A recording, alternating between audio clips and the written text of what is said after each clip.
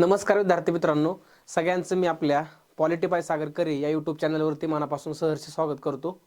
मित्रांनो, आजचा पेपर हा सगळ्यांना चांगला गेला असावा अशी अपेक्षा आपण करूयात.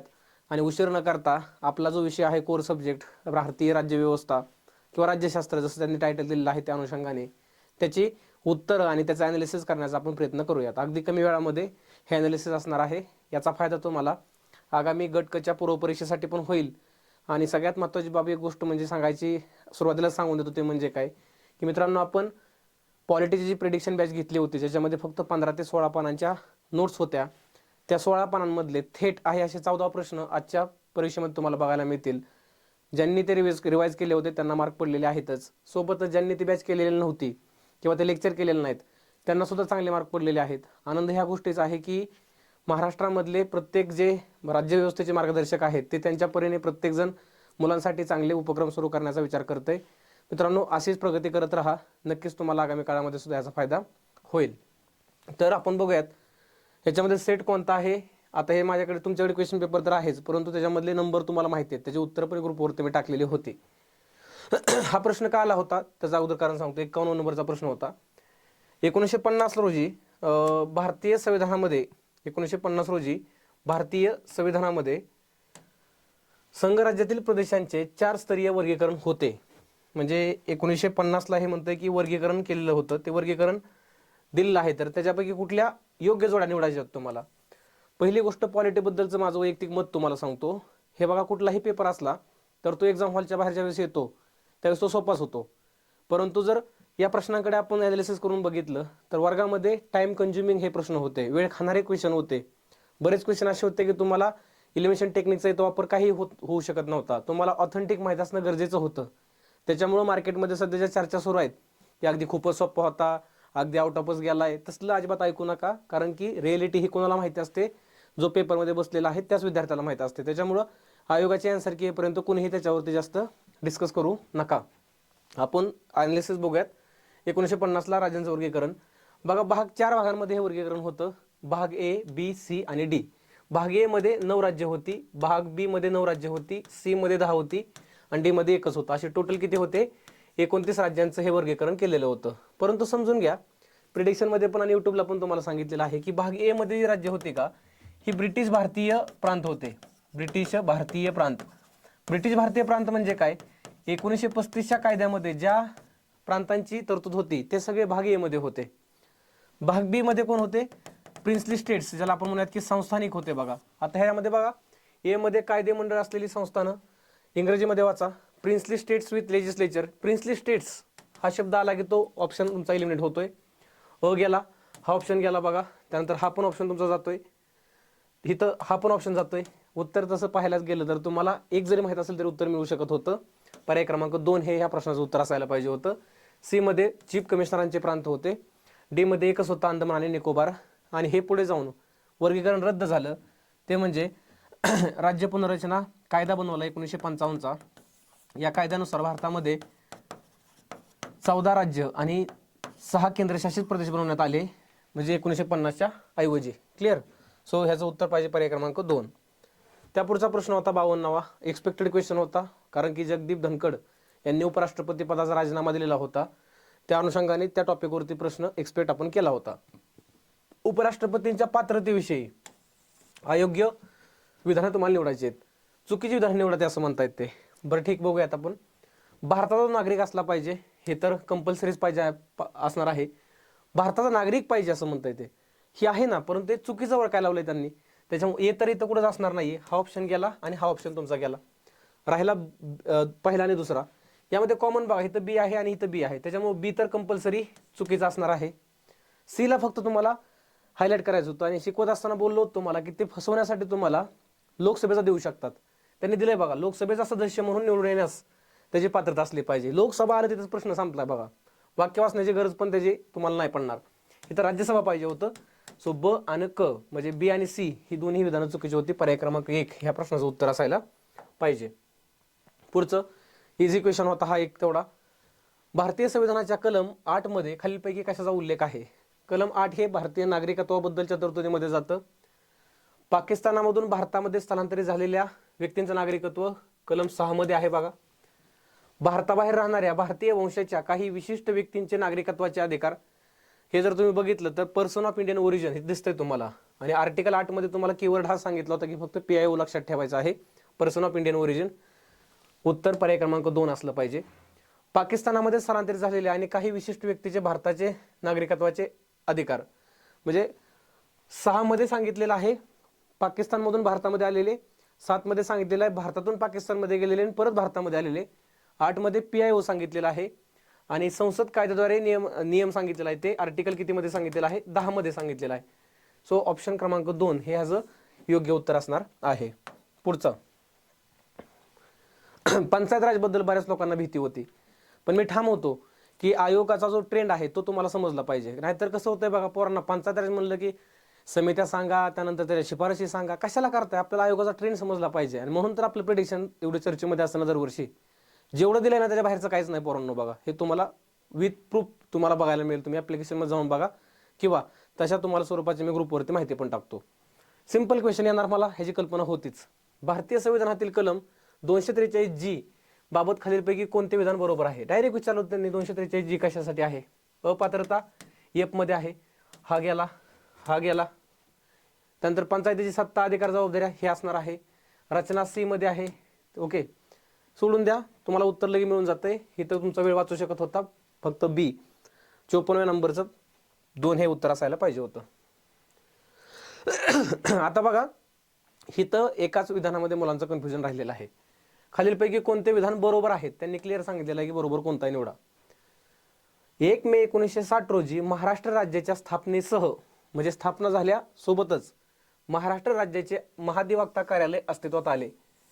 बघा, मी तुम्हाला काल रात्री मला वाटतं 1-1:30 वाजता कोणाला तरी मेसेज केला होता. त्याचा मेसेज आला होता की सर, जेव्हा अशी विधानं येतात त्यावेळेस आपण ते कुठले नकारात्मक घ्यायचे का सकारात्मक घ्यायचे आहेत. त्याला टेक्निक किंवा लॉजिक म्हणू शकत नाही आपण.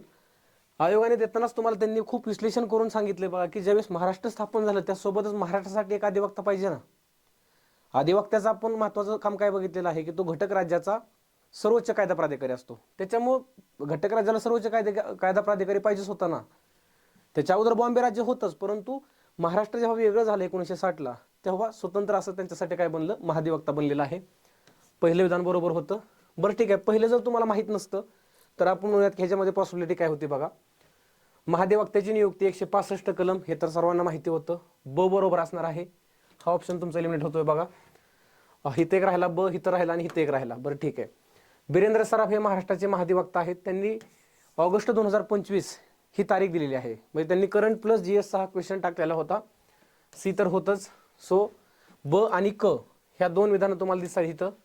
त्यानंतर इथं तुम्हाला रिस्क घ्यायची होती म्हणण्यापेक्षा तुम्हाला ह्या विधानाचं ॲनालिसिस, मग अशा विधानांचं ॲनालिसिस करण्यासाठी ना मित्रांनो, मी तुम्हाला काय सांगितलं माहिती आहे का, की तुम्ही मार्केटमधल्या ना कुठल्याही नसत्या टेस्ट सिरीज तुम्ही सोडवण्यापेक्षा ना आयोगाची PYQ फॉलो करा. आयोगाचे PYQच तुम्हाला सांगून देतील की आयोगाचा ट्रेंड काय आहे किंवा आयोगाच्या वाक्यांना तुम्हाला कसं घ्यायचंय हे तुम्हाला आयोगाचे PYQ सांगत असतात. टेस्ट सिरीज तुम्हाला सांगत नाही. त्याच्यामुळं हे विधान कसं आहे, बरोबर आहे जर तुम्ही आयोगाच्या PYQच्या ट्रेंडनुसार गेला तर. सो पर्याय क्रमांक 4 हे याचं उत्तर असायला पाहिजे 55 नंबरचं. सिंपल क्वेश्चन बघा. एव्हरग्रीन कलम सगळ्याच्या आवडीचं, ग्रामसभा 243A कुठं दिसतंय बघा इथं. अचं किती पाहिजे, तिसरं पाहिजे. त्यांनी बघा अचं तिसरं असणारे 2 ऑप्शन दिलेत, म्हणून पुढचं आपल्याला चेक करावं लागणार आहे. आरक्षण D मध्ये आपण माहिती आहे, आरक्षण D मध्ये आहे. बचं 4थं पाहिजे. तुमचं उत्तर इथं मिळून गेलं. आणि जेव्हा तुम्हाला हे उत्तर मिळून जातंय तेव्हा तुम्हाला समजलं पाहिजे की पुढचे ऑप्शन तुम्हाला चेक करायचे नाही आहेत.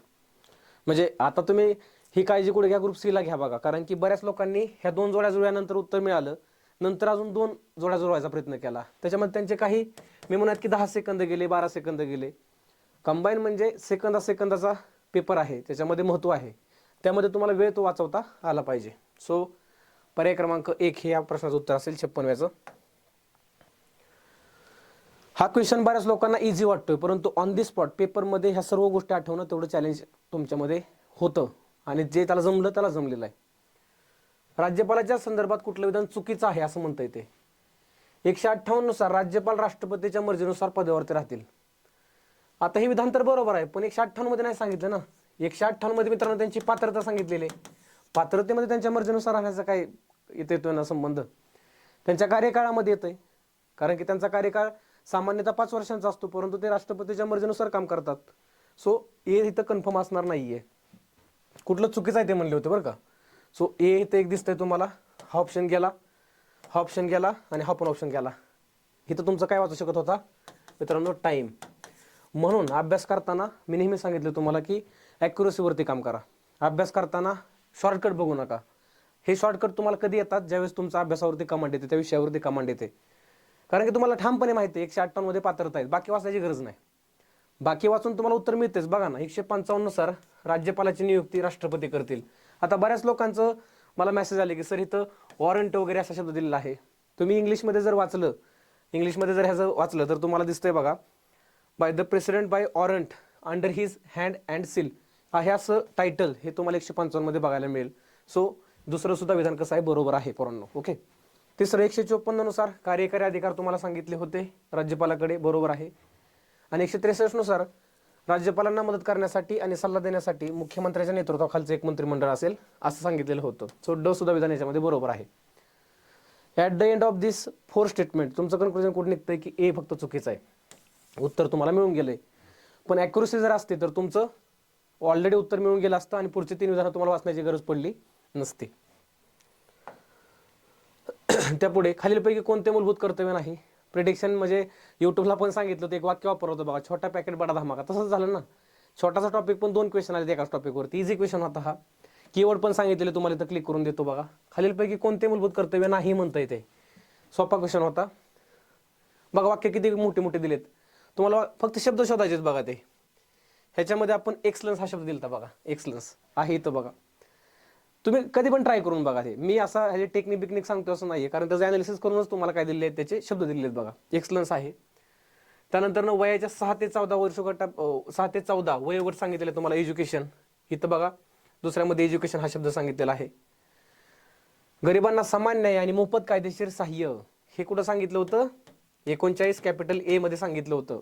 मार्गदर्शक तत्वांमध्ये आहे पोरांनो. हे 42व्या घटना दुरुस्तीने हे घटनेत आलेलं आहे. सो हे तिसरं तर नसेल बघा. आणि चौथं देशाचं संरक्षण, डिफेन्स हा शब्द आला, डिफेंड हा शब्द आला. तुम्हाला ट्रिक लिहून दिली आठवतंय का मी, RISDH2ESPE2 म्हणजे respect, ideas, sovereignty, unity, integrity, defence, harmony and brotherhood, त्यानंतर हेरिटेज, त्यापुढे environment, scientific temper, public property, excellence आणि एज्युकेशन. इझी क्वेश्चन होता हा. पर्याय क्रमांक 3 हे ह्याचं उत्तर असायला पाहिजे. दुसरा त्या लगेच शेजारचा प्रश्न होता बघा तो, भारतीय संविधानाच्या कोणत्या कलमामध्ये आणि कोणत्या भागामध्ये मूलभूत कर्तव्य आहेत. हिथं तुमचं कट ऑफ ठरणार नाहीये, हिथं कोणच चुकणार नाहीये. कलम 51A भाग 4A पहिलाच पर्याय होता. खालीलपैकी हे क्वेश्चन बघा, तसं जर बघितलं ना, आता ज्या पोरांनी आपली 15-16 पानांची नोट्स केली होती का, त्यांना हे उत्तर मिळून गेलं असणार आहे. पण परत त्यांना कन्फर्म नसेल वाटेल की आपलं बरोबर आहे चूक आहे. तुम्हाला सांगतो बघा कसं आहे. खालीलपैकी 349 मध्ये काय नमूद करण्यात आलेले आहे. 349 टायटल त्यांनी विचारलेलं होतं. माहीत असणं आणि नसणं किती कामाचं असतं बघा पेपरमध्ये. तुम्हाला हे शक्य त्याच्याबद्दल काहीच माहित नाही, पण तुम्हाला ऑलरेडी माहिती आहे ना. उदाहरणार्थ काय, हिंदी भाषेचा विकास सांगितला 351, हे असू शकत नाही. प्राथमिक स्तरावरती मातृभाषेतून शिक्षणाच्या सुविधा 350A मध्ये सांगितलेलं आहे बघा. 7व्या घटना दुरुस्तीने ऍड झालं होतं हे पण असणार नाहीये. सर्वोच्च न्यायालय आणि उच्च न्यायालयामध्ये भाषा ज्याला म्हणतो आपण 346 मध्ये आपण बघितलेलं होतं हे. सो ऑटोमॅटिकली उत्तर तुम्हाला 1 मिळून जाते. म्हणजे जेवढं माहिती आहे तेवढं परफेक्ट माहित असताना तुम्हाला उत्तरापर्यंत पोहोचता येऊ शकतं. पर्याय क्रमांक 60चं पर्याय क्रमांक 1 हे उत्तर आहे. युट्यूबला ओपनली सांगितलेला क्वेश्चन हा की असा येऊ शकतो, तो क्वेश्चन आला. खालीलपैकी कोणती विधाने किंवा कथने भारतीय संविधानाच्या कलम 20 शी संबंधित आहेत. आपण युट्यूबमध्ये म्हणलं तर की असं विचारू शकतात की कुठली नाहीत, पण त्यांनी विचारलं आहेत. ठीक आहे, चलो आपण बघू. कायद्याद्वारे प्रस्थापित केलेल्या कार्यपद्धती. आता हे सगळं कुठल्या कलमामध्ये येतं, तुम्ही वेळ कसा वाचू शकताय बघा. हे सगळं कलम 21 मध्ये आहे ना. ए ऑप्शन गेला तुमचा. त्यांनी विचारलं की 20 सोबत कुठली संबंधित आहेत. ए असू शकत नाही, हा असू शकत नाही आणि हा असू शकत नाही. उत्तर तुमचं मिळून गेलं बी आणि सी. म्हणजे मगाचा एक क्वेश्चन राज्यपालांचा आणि हा एक क्वेश्चन तुमचा किमान 40 ते 50 सेकंद वाचवू शकतो. हे रिअलिटी किंवा प्रॅक्टिकलिटी आहे बघा. हे पेपरमध्ये तुम्हाला जमलं पाहिजे. अख्खं विधान सगळे वाचून उत्तर तुम्हाला मिळेल की, पण प्रॉब्लेम काय होईल, गणित बुद्धिमत्ताला वेळ मिळणार नाही. आणि तोच वेळ आपल्याला काय करायचा आहे, वाचवायचा आहे. मग त्यासाठी इथून पुढे त्या गोष्टी जरा थोड्या फॉलो करा. ॲक्युरसीवरती थोडं काम करा. हे 21 मध्ये आहे. एकाच अपराधाबद्दल एकापेक्षा जास्त वेळ शिक्षा हे 20 मध्ये आहे. कोणत्याही अपराधाचा आरोप असलेल्या कोणत्याही व्यक्तीवर स्वतःविरुद्ध साक्ष होण्याची सक्ती केली जाणार नाही हे पण 20 मध्ये आहे. आणि 6 ते 14 वयोगट डोकं आपटं सांगितलं तुम्हाला, एक सगळे 21 मध्ये आहे, 21A मध्ये आहे. सो हे असणार नाही. बी आणि सी उत्तर तुम्हाला मिळून गेले पहिल्या ऑप्शनवरूनच फक्त. पंतप्रधानाच्या भूमिकाबाबत योग्य विधाने निवडा. PYQ जर तुम्ही फॉलो केलं आयोगाचं, तुम्हाला हा असा रिपीट क्वेश्चन बघायला मिळेल. रॅमसे मुईर देशाचे पंतप्रधान हे जहाजाचे चालक आहेत. जहाज लक्षात ठेवा म्हणलं तर रॅमसे मुईर. ग्रीव्स काय म्हणतोय बघा, स्वामी आहेत. पंतप्रधान हे देशाचे काय किंवा सरकार हे देशाचे स्वामी आहेत आणि पंतप्रधान हे सरकारचे स्वामी आहेत. बरोबर आहे. मनरो पंतप्रधान हे ताऱ्यांमधील चंद्र आहेत. मनरो आपण मी पोरांना सांगितलं होतं हारकोर्ट लक्षात ठेवायचा. हारकोर्ट हा काय म्हणतोय चंद्र आहे. क नसेल ॲक्युरसीवरती काम करावं लागतंय बघा. हा ऑप्शन गेला, हा ऑप्शन गेला, हा ऑप्शन गेला. पर्याय क्रमांक 1 तुमचं उत्तर इथं मिळून गेलं. पुढं इझी क्वेश्चन पण टाइम कन्झ्युमिंगचा हा सुद्धा क्वेश्चन. त्याच्यामुळे पोरांना आजचा पेपर असा वाटतोय की अवघड होता. मित्रांनो पेपर त्या वेळेत कव्हर होत असेल ना तर नक्की सोपा असतो, पण होत नाही तर मग तो पेपर अवघडच की. मग तुम्हाला बाहेर येऊन किती येतं त्यात काय देणं घेणंच नाही ना रे. बाहेर येऊन टेलिग्रामला कोण किती म्हणतंय सोपा अवघड. तुम्ही मला सांगा, साधी गोष्ट एक तुम्हाला सांगतो. मी तर बोललेच तुम्हाला विश्लेषणामध्ये. मी सपोज आपल्या ग्रुपवरती, आपला ग्रुप 16-17 हजार लोकांचा ग्रुप आहे, त्याच्यावरती एक पोल घेतला. कुठला पोल घेतला की पोरांनो आजचा पेपर कसा होता, त्यात ऑप्शन दिले सोपा, मध्यम, कठीण आणि मला सांगायचं नाही. आता ह्याच्यामध्ये तुम्ही काय करू शकता, ह्याच्यामध्ये आपण 100% पोरांची गॅरंटी देऊ शकत नाही ना. ह्याच्यामध्ये अशी पण काही पोरं आहेत की जी पोरं म्हणू शकतात, ज्यांना सोपा गेला असेल तरी म्हणू शकतात अवघड गेलाय, ज्यांना अवघड गेला तरी पण म्हणू शकतात सोपा गेलाय. सो ते काय करतील तिथं टिक मार्क करतील आणि जेव्हा ते टिक मार्क करतील ना त्यावेळेस तुम्ही कन्फ्युज त्याच्यामध्ये होणार आहे. सो त्यावरती थोडं काय करा, काळजी घ्या. मी सांगेल तुम्हाला पुढच्या व्हिडिओमध्ये, ते जरा व्यवस्थितपणे शांतपणे बघा. माझं काम आहे बघा सांगणं, ज्याला पटते त्याने घ्या, नाही पटते त्याने सोडून द्या. माझं तुमचं असं काही कंपल्शन कुठल्या गोष्टीचं नाहीये. 168 मध्ये कुठल्या तरतुदी नाहीत असं म्हणता येते, कुठल्या तरतुदी नाहीत. ऑप्शनवरनं जर तुम्ही गेला तर तुम्हाला हा क्वेश्चन ॲक्युरसीवरती काम करणारा क्वेश्चन दिसतोय बघा. प्रत्येक राज्यासाठी एक राज्य विधिमंडळ असेल, राज्यपाल त्याच्यामध्ये असतील. बरोबर आहे नाही. सो हे असणार आहे. हा ऑप्शन गेला, त्यानंतर हा ऑप्शन गेला. आता बघा इथं DBC ह्या जर तुम्हाला विधान चेक करावं लागणार आहेत. राज्याच्या कायदेमंडळासाठी 2 सभागृह असतील, तिथे एक विधान परिषद असेल आणि दुसरं काय असेल विधानसभा असेल. 168 मध्ये सांगितलंय ना, जिथं एकच सभागृह असेल तिथं काय असेल विधानसभा असेल. कारण फक्त 6 राज्यामध्ये विधान परिषद आहे, हे आपण बघितलेलं आहे 168 मध्येच. सो ह्या तीनही गोष्टी 168 मध्ये आहेत. पण बघा प्रत्येक राज्याच्या विधानसभेमध्ये सांगितलंय त्यांनी 500 पेक्षा जास्त आणि 60 पेक्षा कमी नसतील एवढे सदस्य असतील. हे कशामध्ये माहिती आहे का, विधानसभेच्या रचनेमध्ये. हे 170 मध्ये पोरांनो. सो डी असणार नाहीये. म्हणजे ॲक्युरसीवरती किती तुम्हाला काम करायचं आहे. आणि आयोगाने मला असं वैयक्तिक वाटतंय की पॉलिटीचा प्रश्न विचारण्याचा ट्रेंड हळूहळू चेंज करत चाललंय बरं का.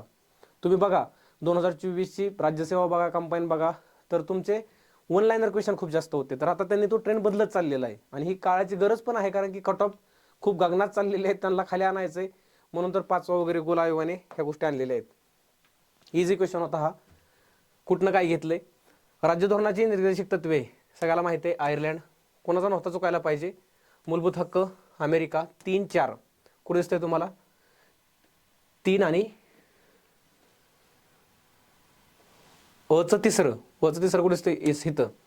त्यानंतर ना बचं 5वं, अचं तिसरं, बचं 5वं. सो पर्याय क्रमांक 4 तुम्हाला गेले बघा. 5वा आहे बचं, किती 5वा आहे. समवर्ती सूची ऑस्ट्रेलियाकडून घेतली आणि भारत हा मोठ्या राज्यांचा संघ म्हणून किंवा संघराज्य व्यवस्था आपण कॅनडाकडून फॉलो केलेली आहे. पर्याय क्रमांक 4 हे उत्तर आहे. आणि हा क्वेश्चन जेव्हा तुम्ही सोडवचाल ना तुम्हाला काहीतरी आठवलं असेल बघा, पण सोडून द्या. मला तशा कमेंट पण आलेले आहेत. महाराष्ट्राच्या आयोगाने तुमचं बघा टेम्परामेंट चेक केला इथं. पोरांना असं वाटेल की अरे करंटचं काहीतरी घडलंय असं, म्हणून त्यांनी उत्तर लिहिलं असेल. काही बऱ्याच लोकांनी उत्तर लिहिलं असेल बघा. ज्यांच्या कोर्स आहे त्यांचं उत्तर बरोबर असणार आहे. महाराष्ट्राच्या मुख्यमंत्री पदावर सप्टेंबर 2025 पर्यंत सर्वाधिक काळ मुख्यमंत्री म्हणून कोण राहिलेले आहेत. बऱ्याच लोकांना वाटलं असेल देवेंद्र फडणवीस, पण नाही. कोण आहेत तर वसंतराव नाईक हे त्याचं उत्तर असणार आहे. मित्रांनो हे झाले कोर आपल्या पॉलिटीचे क्वेश्चन. आणि प्रिडिक्शन असू द्या किंवा आपला टेलिग्राम ग्रुप असू द्या किंवा आपला कुठलीही एखादी तुम्हाला आतापर्यंत सांगितलेल्या माहिती असू द्या, त्याच्यामधून बाकीच्या विषयाचे सुद्धा प्रश्न तुम्हाला कव्हर झालेले बघायला मिळतील. जसं की बघा, यूट्यूबचं रिव्हिजन घेत असताना मी तुम्हाला 1909चा कायदा, 1935चा कायदा, 1919चा कायदा ह्याचा एक हिस्ट्रीचा प्रश्न तुमचा कव्हर झालेला आहे. त्यानंतर ना करंट घेत असताना कलम 280 हे काल रात्रीच तुम्हाला सांगितलं होतं वित्त आयोगाचं, त्या अर्थाने एक तुमचा क्वेश्चन कव्हर होतोय, उत्तर मिळून जातंय तुम्हाला. आणि त्यानंतर अरविंद पनगडिया हे 16व्या वित्त आयोगाचे अध्यक्ष, तोही क्वेश्चन तुमचा काय होतोय, कव्हर होतोय. म्हणजे तुम्हाला अभ्यास हा परिपूर्ण करायचा आहे आणि हा अभ्यास परिपूर्ण करत असताना फक्त पुस्तकं संपवायची नाही आहेत, आयोगाचा ट्रेंड तुम्हाला समजला पाहिजे. मित्रांनो, व्हिडिओ जर तुम्हाला आवडला असला तर नक्की लाईक करा, तुमच्या मित्रांना पण शेअर करा, कारण ह्यात बऱ्याच अशा गोष्टी आहेत ज्या पेपरमध्ये तुम्हाला फॉलो करता येऊ शकतात. बाकीच्या दुसऱ्या गोष्टी आहेत त्या तुम्हाला दुसऱ्या व्हिडिओमध्ये मी नक्की सांगेल. धन्यवाद.